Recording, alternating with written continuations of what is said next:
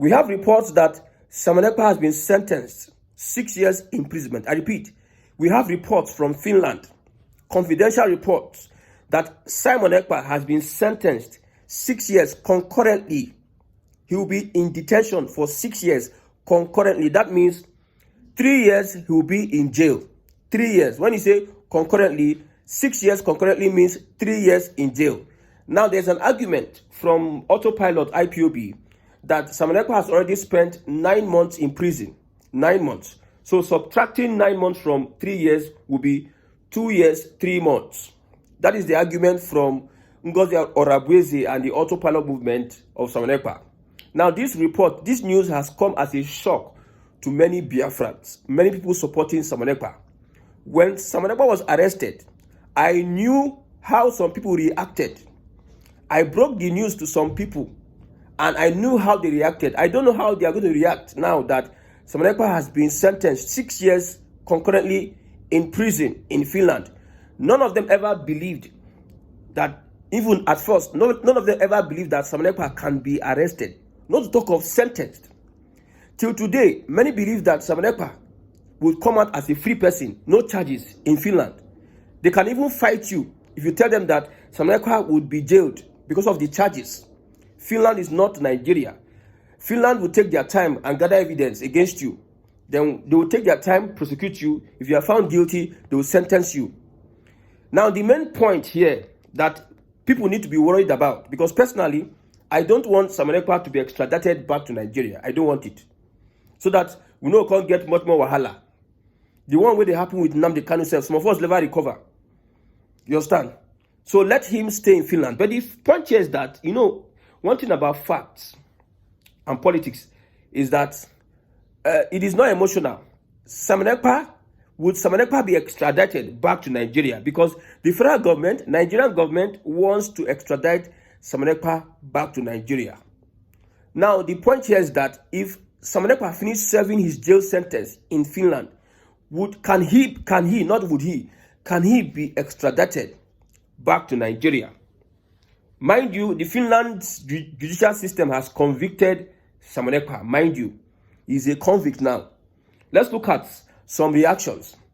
Somebody says, under Nigerian law, Simona can still face prosecution even after serving his finished sentence, provided the charges concerns offenses that directly affects Nigeria. This is from the Terrorism Prevention and Prohibition Act 2022. That is from, maybe he's a lawyer. This is another person. Yes, Simona can still be tried, convicted, and sentenced in Nigeria after serving his term in Finland.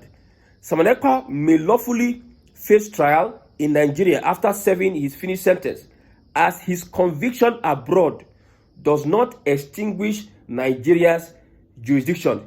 This person is saying that whether you try and convict him abroad, it does not stop him coming back to Nigeria to get convicted again.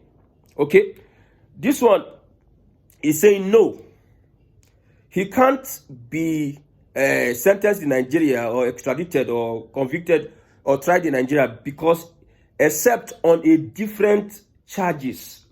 Except on a different charges. This is the principle of double jeopardy. Refer to section 36, subsection 9 of the Constitution.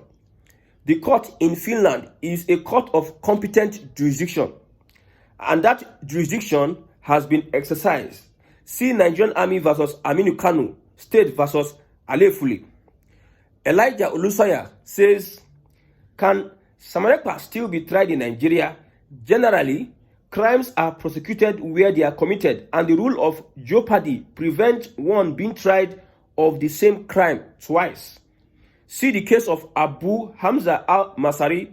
So if Ekpa served 6 years in Finland, Nigeria can still try him.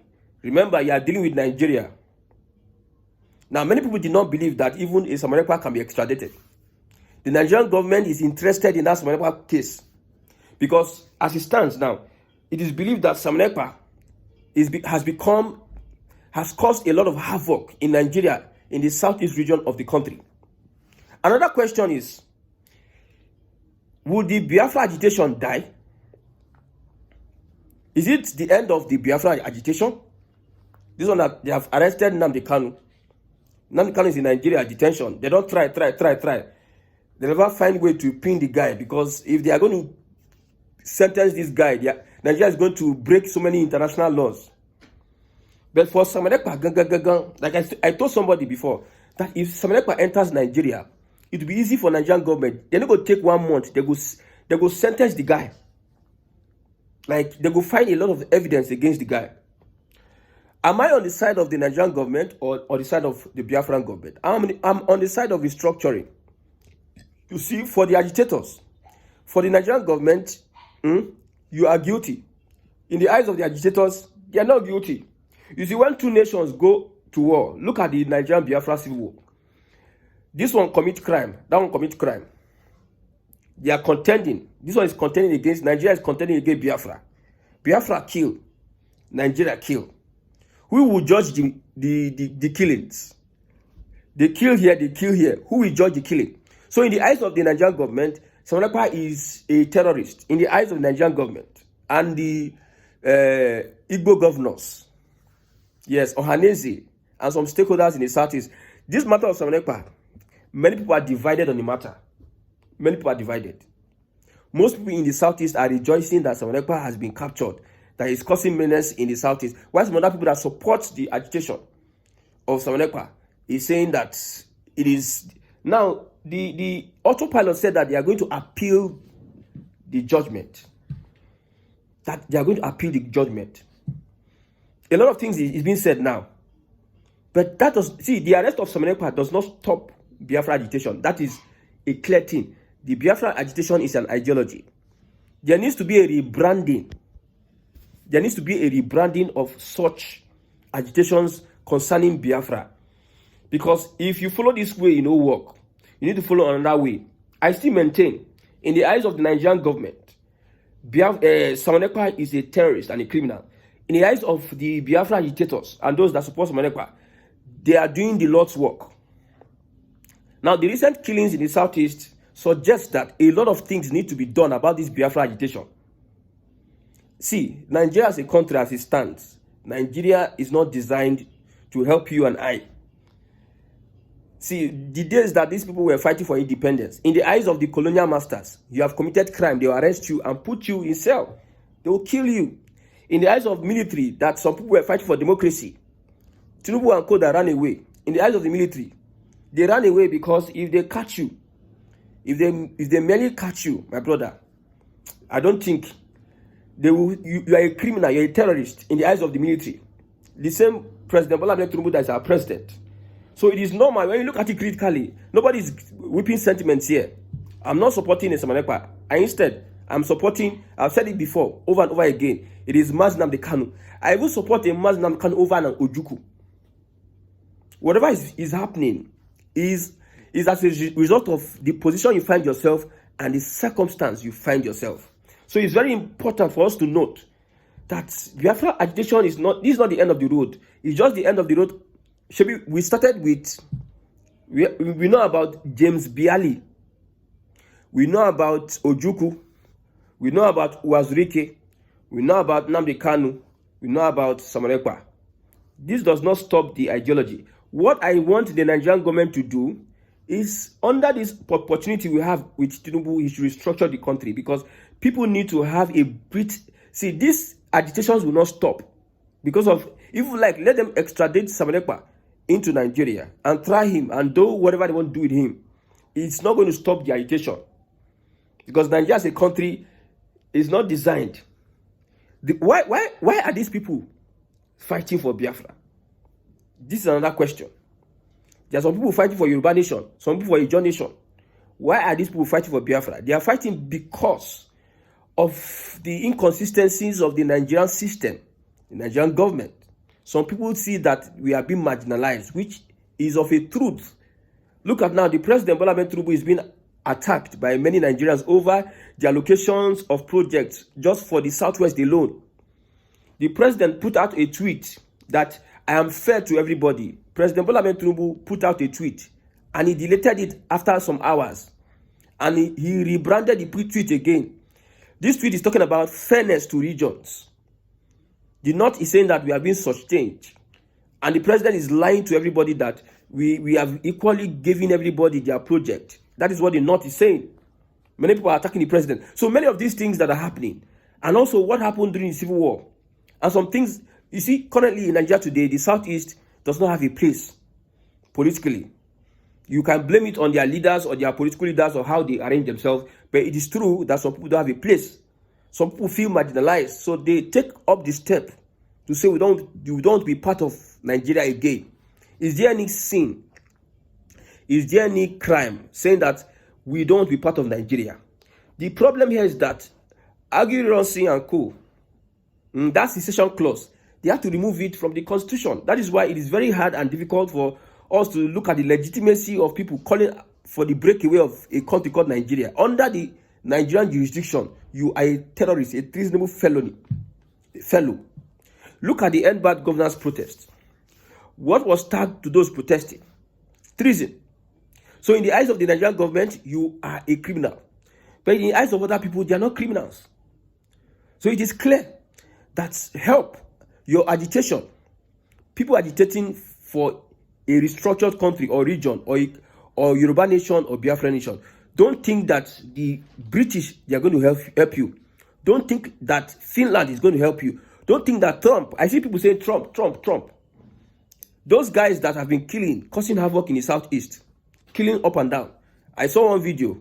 I stumbled on the video. The guy said that we are calling on Trump to be aware of what the Nigerian government is doing to the people. We are calling on Trump. I have said this before.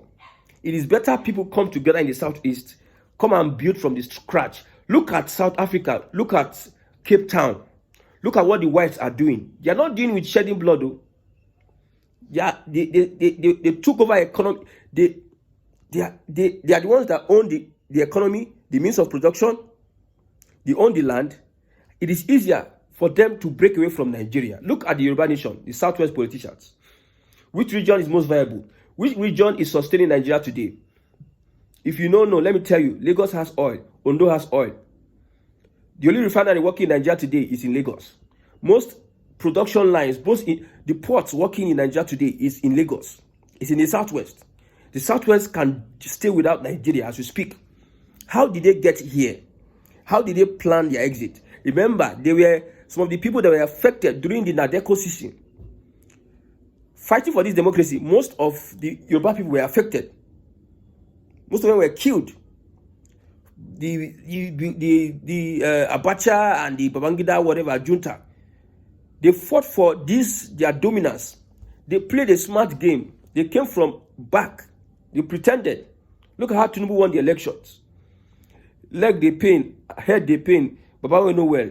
He entered power. Now everything now, appointment, Southwest, project, Southwest. Southwest, you don't hold Nigeria ransom. The Southwest don't hold Nigeria ransom. That is why, like I said, Southwest have the opportunity to leave Nigeria before the Igbos that have been fighting for Biafra a very long time. So if Simona is going to be brought into Nigeria, that will not be something that is shocking everybody. Nobody is shocked. My own concern is the fate of Nnamdi Kanu. That is my concern. I'm not concerned about Simona at the moment because I'm not supporting Simona. The fate of Mazi Nnamdi Kanu.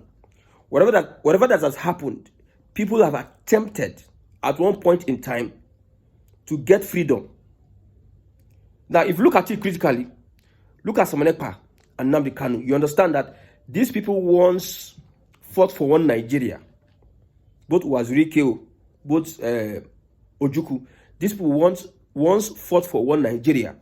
When they got to some level, they now saw that the Nigerian system would never be designed to favor the Igbos. It is never happening. Never going to happen. The Nigerian system is not designed to favor the Igbos. The Igbos, it is designed to suppress and put the Igbos under, subjugate them. That is why most of them come out. Even some people take advantage of a genuine agitation and commit all sorts of crimes. It is understandable. And some people are shocked how Igbos will follow anybody sheepishly. Maybe today, if I come out today and say, I'm starting the Biafra agitation, and I put one or two together, and I travel abroad and I do one or two things. I run this package and that package. I do meetings here and there. I organize my own radio, whatever. People will follow. You know why? Because an average Igbo man really wants Biafra. An average Igbo man wants Biafra by hook or by crook. They don't care how it comes. They just want Biafra. That's why you see people are following Simon Ekpa. If somebody else come out today, they will follow the person. If you go on the streets of Lagos, streets of Aba, streets of Port Harcourt, it is going to be a thing of mourning. People will be mourning if they get the news that Simon Ekpa has been sentenced and will be extradited, because that's the possibility. We have read it out. It's a possibility that he will be extradited back to Nigeria. Don't play with Nigeria. Don't play. If Nigeria, look at how Nigeria arrested Nnamdi Kanu. Was it legal? Nigeria is doing everything it can, as it is. Nigeria is doing everything it can to make sure they bring in Simon Ekpa into Nigeria. And if you bring in Simon Ekpa into Nigeria, from statistics, from looking at the way things are going, it may demoralize the agitations of the people. You know, these Simon Ekpa people are very aggressive people. Aggressive when it comes to agitation. It would demoralize them. If they bring in Simon Ekpa into Nigeria, it would demoralize them. But let me tell you, if you think that arresting Simon Ekpa for me is not even part of the project. A project, an Igbo nation, a prosperous Igbo nation that will come out and dominate the world is what we are looking at. Because Igbos are special people. But the right leadership is not there. There's no right leadership. Things are just happening. Things are just happening. There's no right leadership. So now, the government of Bola Ahmed Tinubu, there's a request from veterans in America asking him to release Nnamdi Kanu. So with the arrest of Simon Ekpa, with what is going on in the southeast, and how Simon Ekpa has been convicted in Finland, would the government of Bola Ahmed Tinubu, would he want to release Nnamdi Kanu on the 10th of October? Would they want to release Nnamdi Kanu on the 10th of October? Your guess is as good as mine. I don't think that, except for political reasons, like I told you, Nnamdi Kanu is there for political reasons. In case the Fulani want to turn the country upside down. But now that the Fulani has been defeated, both politically, economically, in every area, I don't think that he will be concerned about Nnamdi Kanu coming out of detention, except Nnamdi Kanu compromises, because that's what the Nigerian government wants. Nnamdi Kanu should compromise before he can be released. And there will be shorty, governors will stand at the shorty, there will be so many things, conditions given to him and everything. And it is just like being between the devil and the deep blue sea. If Nnamdi Kanu accepts conditions under a Tinubu government to get freedom, his own don't finish. Because he has said so many things. He has on oath said so many things. He said, we have crossed the Rubicon, no looking back. So that means he's even willing to even die in detention than accept any condition. So that's the only way Nnamdi Kanu can come out. But as we see, even if it is a Peter Obi that is president, do you think that Peter Obi can release Nnamdi Kanu as president? You now face the full wrath of the Fulani. You see, if Tinubu releases Nnamdi Kanu unconditionally, the Fulani it will become a do or die affair. The British government, the West, another time you're going to say, the West, the British government, they don't want anything freedom. They want Nigeria, may it be the way it is. If Tinubu releases Nnamdi Kanu, Fulani go do their own craze. UK go do their own craze. US go do their own craze. France go also do their own craze. They will call Tinubu. That shows that the hands that are holding Nigeria from restructuring in whatever way, because agitation is another form of restructuring. The hands that are stopping Nigeria from getting restructured, the hand plenty. I'm telling you, the hand plenty. That's why you know that. See, that's what I'm saying. If Tinubu does not restructure this country, I pity for the Southwesterners. Because this is a great task. It takes a Pan-Africanist to restructure a country like Nigeria. If you restructure Nigeria, you restructure Africa. I'm telling you. If you pull Nigeria out from the grip of the colonialist, these guys, these British guys, this West, if you remove Nigeria from their grip, Africa has seen a light. Because Nigeria is a country with southern Nigeria. The potentials in southern Nigeria to become world powers, it is unprecedented. Although northern Nigeria will have some elements in northern Nigeria, but that Fulani factor is something else. Fulani is something else. So that's why I'm not mentioning northern Nigeria. Southern Nigeria has a lot of potential. We have the Yoruba nation, we have the regional system of government, even regional system of government. You will see the beauty of Africa.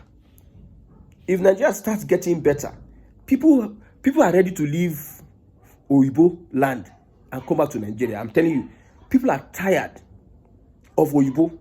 That is why most of the revolutions you see that are happening today in Nigeria are sponsored by people abroad, because they want to come back home. They don't think home is safe for them. This agitation, most of the people sponsoring the agitation, they are abroad. Because they want a system that is working, that is free of foreign influence.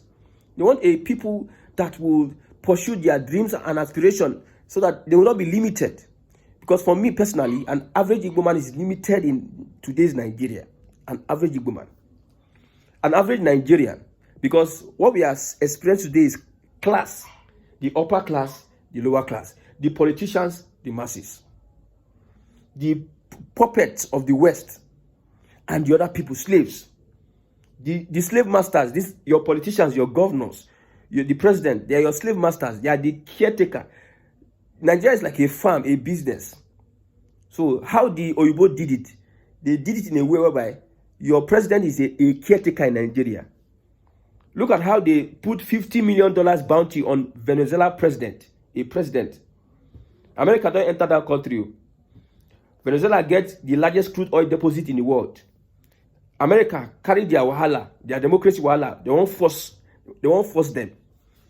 You are putting a bounty on the president. America, you have your problems. Why are you disturbing other countries? So it takes a very, very brave and determined person to restructure Nigeria. So whatever is happening in Ekpa, if you are in that position, they will call you a terrorist, a criminal. If you decide to liberate your people, the Nigerian government will call you terrorist. So let's have that understanding. If there's war between Nigeria and Biafra, there's always killings. So it happens. So under the Nigerian law, Ekpa, if he's brought into Nigeria, he will face a terrorism charge and will be found guilty.